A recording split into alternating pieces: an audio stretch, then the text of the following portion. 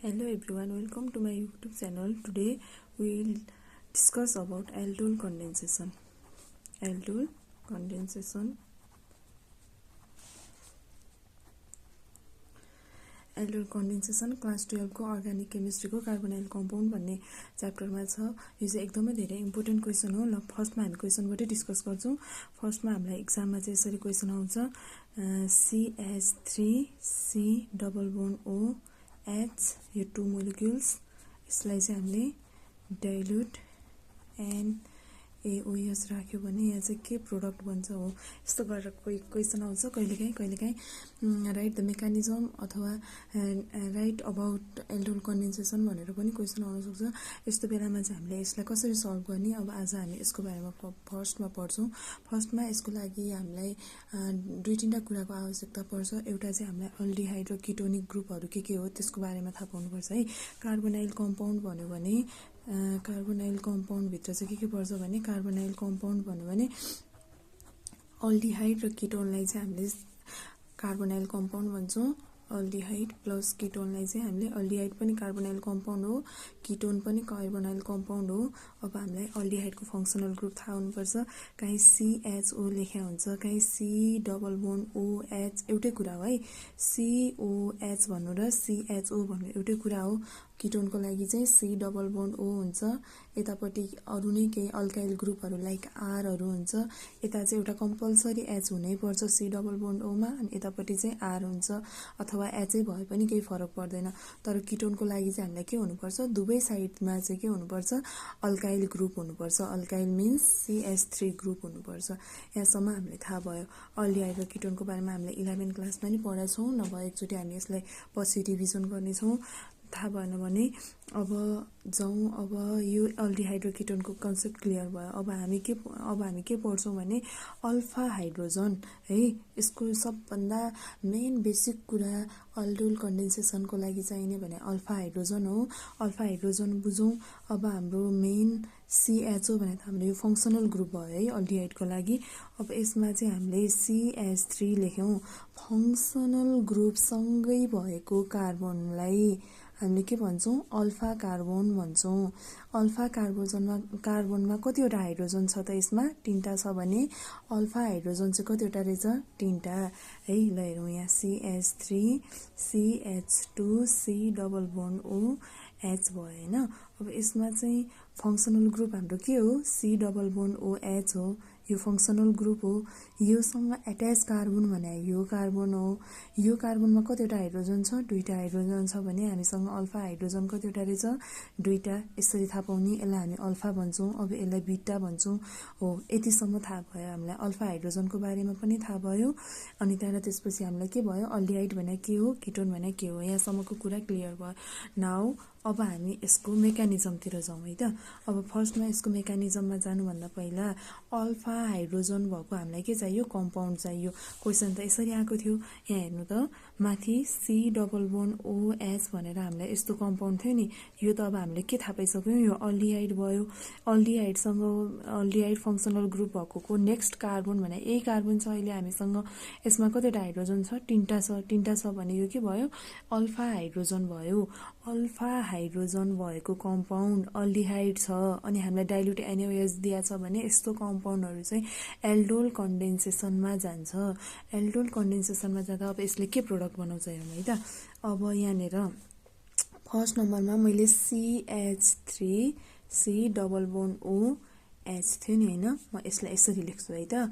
CH2 एउटा एचलाई चाहिँ मैले यस्तो बोन्ड बनाएर लेखेँ, C डबल बोन्ड OH। अब हामीसँग यहाँ के थियो, डाइल्युट NaOH थियो। NaOH भने त के हो, Na प्लस OH माइनस।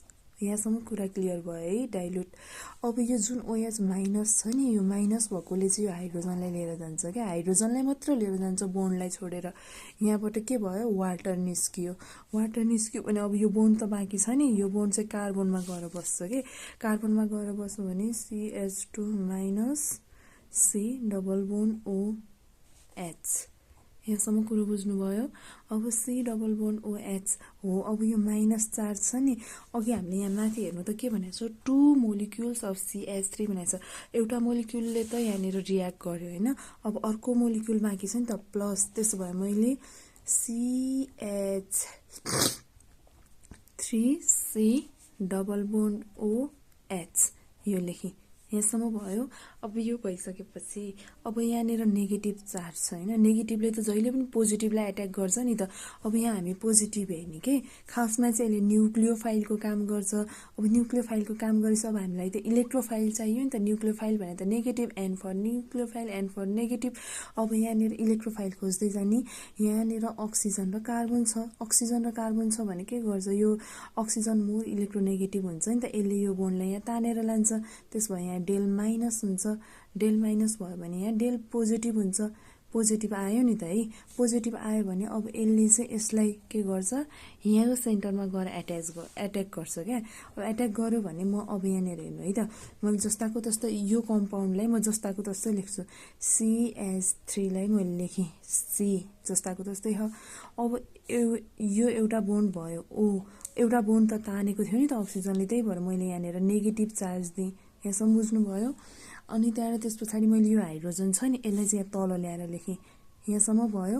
अब यहाँ नेगेटिभ र पोजिटिभ भएर यसले बोन्ड बनाएको थियो नि त होइन, बोन्ड कुन कार्बनमा बनाएको छ, यो कार्बनमा बनाएको छ। त्यही भएर म के गर्छु, यो कार्बनलाई म जस्ताको तस्तै लेख्छु। यो अब नेगेटिभ र पोजिटिभ भएको कारणले गर्दा यहाँ बोन्ड बन्यो, यो चार्ज पनि हट्यो। भयो यहाँसम्म। अब त्यो भइसकेपछि यो CH2सँग के एट्याच छ, C डबल बोन्ड O। यो C डबल बोन्ड ओसँग के एट्याच छ, H। यहाँसम्म भयो, यहाँसम्म भयो। अब यहाँसम्म भइसकेपछि अब हामीले डाइल्युट NaOH भने त यहाँनिर के पनि छ, H प्लस पनि छ, OH माइनस पनि छ होइन। OH माइनस यसरी भएर के भएको छ, डाइल्युट भने त वाटर हो नि त। अब यहाँ मैले अघिदेखि के भनेको छु, पोजिटिभ र नेगेटिभले बोन्ड बनाउँछ भनेको छ। यहाँ नेगेटिभ छ भने अब हामीले के खोज्नु पर्यो, पोजिटिभ कुरा के छ यहाँनिर हामीसँग, पोजिटिभ H प्लस छ।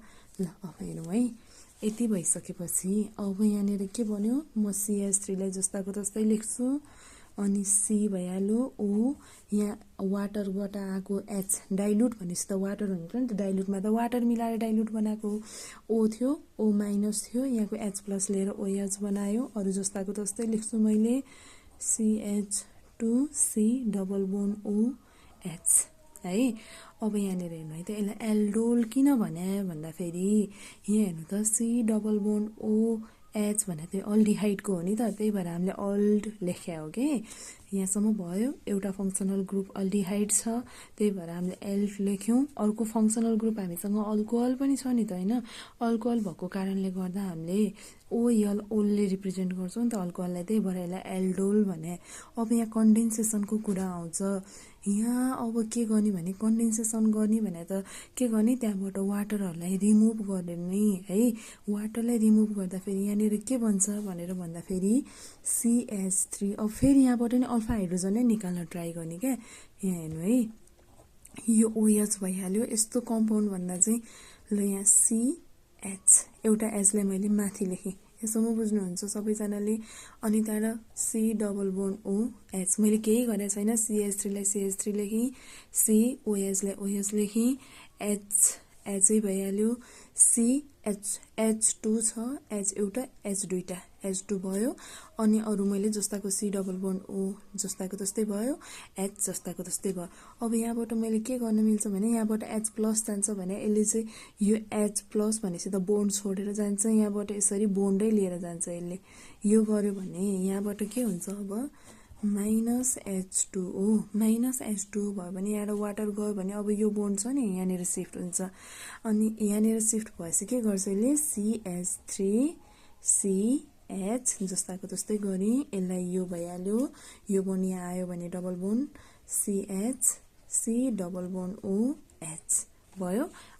के अरे यसमा चाहिँ के बन्यो यहाँनिर एल्किन बन्छ क्या, अनसेचुरेटेड टाइपको अल्डिहाइड बन्छ हो। यसलाई नै चाहिँ हामी के भन्छौँ, एल्डोल कन्डेन्सेसन NDEN एसिडिआइन कन्डेन्सेसन भन्छ।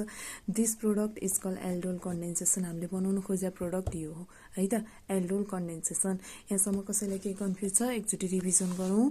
फर्स्टमा चाहिँ हामीलाई क्वेसन के भनेर आउँछ, 2 मोलिक्युल अफ अल्डिहाइड जे पनि हुनसक्छ ह्याभिङ द अल्फा हाइड्रोजन भएको हुनु पर्यो हामीलाई। 2 molecule of aldehyde having alpha hydrogen भएको अल्डिहाइड दियो। डाइल्युट एनएएचमा राख्दा चाहिँ के प्रोडक्ट बन्छ भनेर भन्छ।